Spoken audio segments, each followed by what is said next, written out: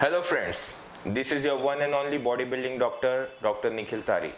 This is our 5th episode of steroid use in bodybuilding. आज का हमारा बहुत इंटरेस्टिंग टॉपिक है how to maintain or keep the steroid gains after the steroid cycle. Okay, so let's go for it.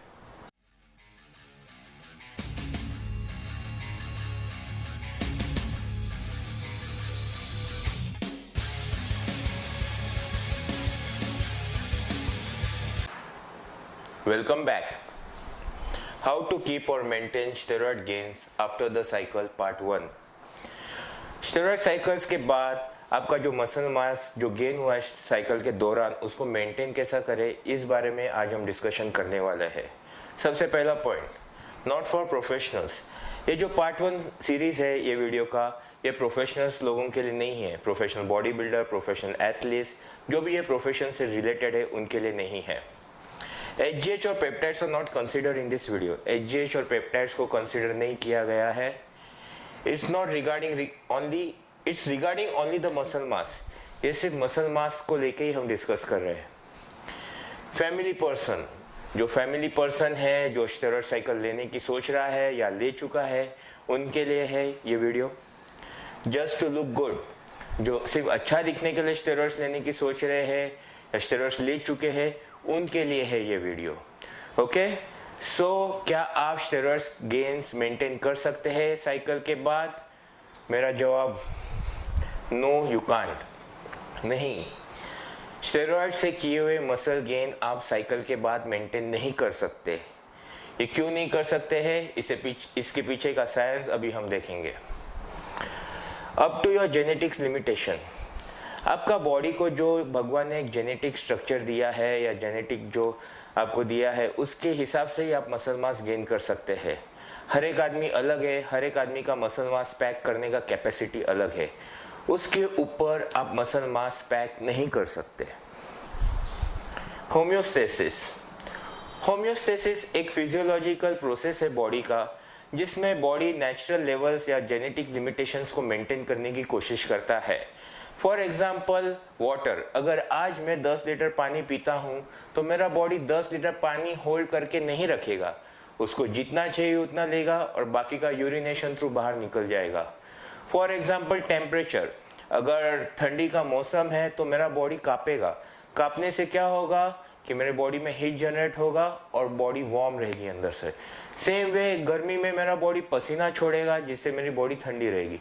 Same way अगर आप steroid cycle के दौरान बहुत सारा मसल मास पैक करते हैं, साइकिल के बाद बॉडी पूरी कोशिश करेगा कि वो एक्स्ट्रा मसल मास मेंटेन ना करे. What happens during the cycle. Cycle के दौरान होता क्या है? फॉर एग्जांपल साइकिल के पहले आपका टेस्टोस्टेरोन लेवल 400-500 के आसपास है.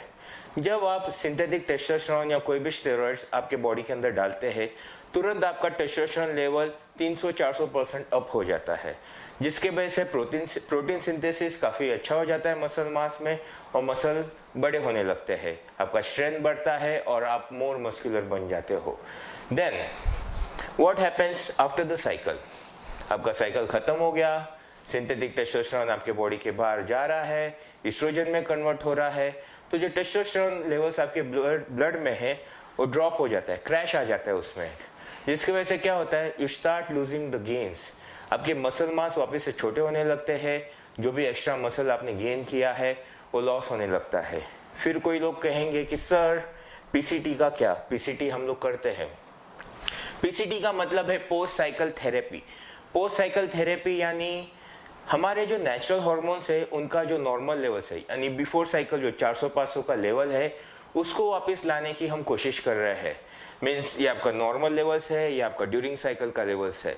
फिर भी इतना बड़ा जो गैप है उसमें मसल मास ड्रॉप होगा, that's for sure.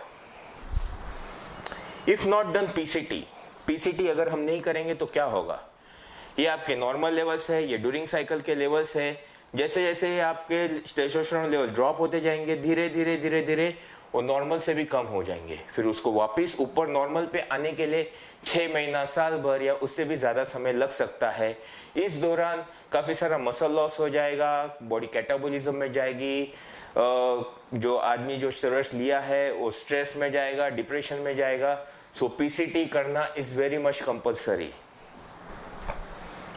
Human body survival mode. Human body एक बहुत ही ब्रिलियंट टेक्नोलॉजी या ब्रिलियंट मैकेनिज्म है। It is every time in survival mode. वो हमेशा देखता है कि मैं कैसे बचूँ, मैं कैसे और सर्वाइव कर सकूँ। Body is always looking for easy way out. So what happens when you are having more of the muscle mass. जब ज़्यादा मसल मास है तो बॉडी को ऑब्वियस है कि ज़्यादा खाना भी लगेगा। सो बॉडी या माइंड ये सोचता है कि अरे इतना सारा खाना अगर कल मुझे ना मिले तो क्या होगा। सो बॉडी का काम होता है कि वो मसल मास कम करना।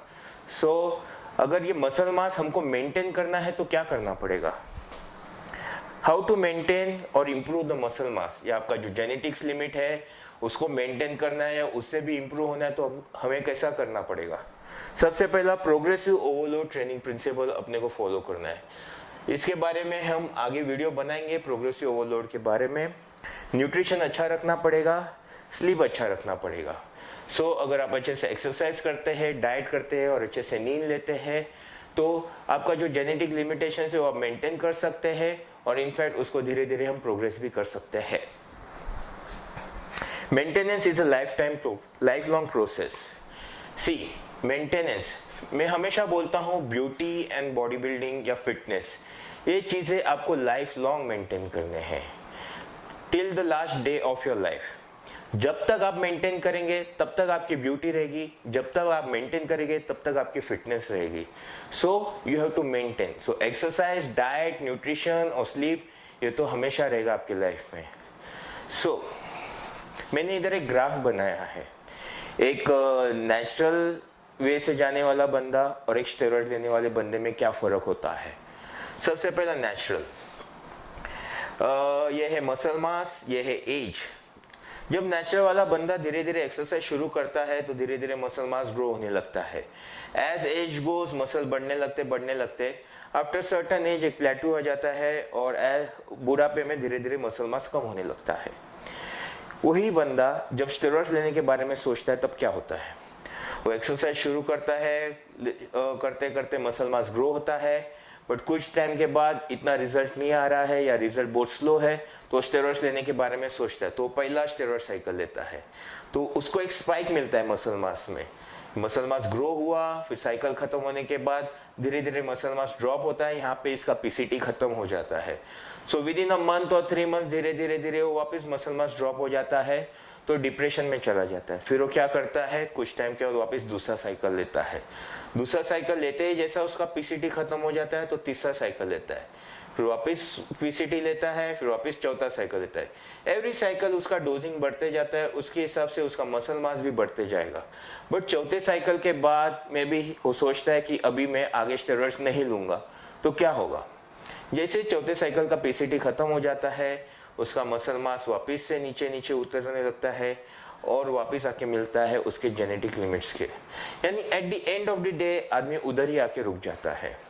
सो मेरा आपको एक क्वेश्चन है, is it worth the risk. इतना सब स्टेरॉइड्स मेडिसिन लेके अपने हेल्थ को रिस्क में रख के क्या ये करना फायदेमंद होगा। इस बारे में सोचिए एंड आपको क्या लगता है मुझे जरूर बताइए। Please like, comment and share this video. Do subscribe our channel, there is lot more to come and stay tuned for part 2।